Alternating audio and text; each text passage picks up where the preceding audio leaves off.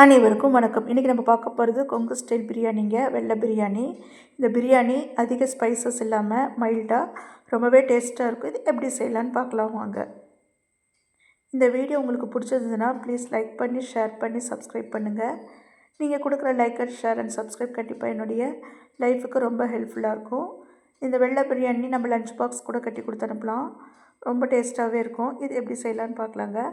இதுக்கு ஒரு மசாலா நம்ம ரெடி பண்ணிக்கலாம். ஃப்ரெஷ் மசாலா ஒரு மிக்சர் ஜாரில் அரை துண்டு பட்டை, 2 சின்ன ஜாதி பத்திரி, 5 ஏலக்காய், 1 டீஸ்பூன் சோம்பு, 4 கிராம்பு, 1 நட்சத்திரப்பூ, 1 கைப்பிடி கொத்தமல்லி, 1 கைப்பிடி புதினா, 1 கொத்து கருவேப்பிலை, 4 பச்சை மிளகாய், 15 பல் பூண்டு, 2 இன்ச் அளவுக்கு இஞ்சி, 10 சின்ன வெங்காயம் சேர்த்துட்டு இதை ஒரு ஃபைன் பேஸ்ட்டாக நம்ம அரைச்சி எடுத்துகிட்டு வந்துடலாம்.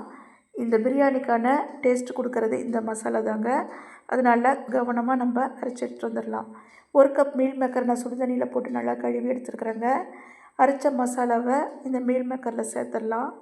சேர்த்துட்டு அரை கப் தயிர் இதில் சேர்த்துடலாங்க. சேர்த்துட்டு இது 1 ஹவர் நல்லா மேரினேட் பண்ணி வச்சுருங்க. அட்லீஸ்ட் ½ ஹவராவது இதில் ஊறணும். அப்போ தான் பிரியாணி நல்லா டேஸ்ட்டாக இருக்கும். ஸோ நீங்கள் இதை 1 ஹவர் டு 2 ஹவர் எந்த அளவுக்கு ஊறுதோ அந்த அளவுக்கு பிரியாணி டேஸ்ட்டாக இருக்கும். இது சிக்கனில் செய்யலாம், மட்டனில் செய்யலாம். நேற்று அமாவாசைன்றதுனால நான் மீல் மேக்கரில் செஞ்சுட்டேங்க. ஒரு கடாய் வைங்க. 100 கிராம் எண்ணெய் ஊற்றுங்க. கடலெண்ணெய் நான் சேர்த்துருக்குறேன். சேர்த்துட்டு 2 துண்டு பட்டை, 2 கிராம்பு, 4 ஏலக்காய், 2 பெரிய வெங்காயம் சேர்த்துட்டு இது கோல்டன் ப்ரௌன் ஆகணுன்ற அவசியம் இல்லைங்க. கண்ணாடி பதம் வந்தால் போதும். ஒரு தக்காளி, 4 பச்சை மிளகாய் கீரி சேர்த்துருக்குறேன். ஊற வச்ச அந்த மீல் மேக்கர் கலவையை இதில் சேர்த்தாச்சு. சேர்த்துட்டு நல்லா வதக்கி விடுங்க. எல்லாம் அதில் இருக்கிற தண்ணியெல்லாம் வற்றிருச்சு. இப்போது நான் இந்த கிளாஸில் 1 டம்ளர் எடுத்துருக்கிறேன். இந்த குக்கரில் நான் செய்கிறதுனால 2 டம்ளர் ஊற்ற போகிறேன். தண்ணி, தேங்காய் பாலும், 1 டம்ளர் தேங்காய் பால், 1 டம்ளர் தண்ணி சேர்த்துட்டு இந்த டிஷ்ஷுக்கு தேவையான அளவுக்கு உப்பு சேர்த்துடலாம். சேர்த்துட்டு மூடி போட்டு நல்லா கொதிக்கட்டும்.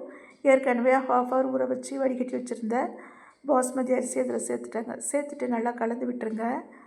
கலந்து விட்டுட்டு மூடி போட்டு நல்லா வேக வைக்கலாங்க. இதில் ஒரு லெமனோட ஜூஸ் சேர்த்துருக்குறேன். 1 டேபிள் ஸ்பூன் அளவுக்கு நெய் சேர்த்துருக்குறேங்க. சேர்த்துட்டு அடுப்பை மீடியம் ஃப்ளேமில் வச்சு ஒரே ஒரு விசில் வச்சு எடுத்துடலாம். சூப்பராக பொலன்னு வெள்ளை பிரியாணி ரெடி ஆகிடுச்சுங்க. இந்த வீடியோ உங்களுக்கு பிடிச்சதுன்னா லைக் பண்ணி, ஷேர் பண்ணி, சப்ஸ்கிரைப் பண்ணுங்கள். நன்றி, வணக்கம்.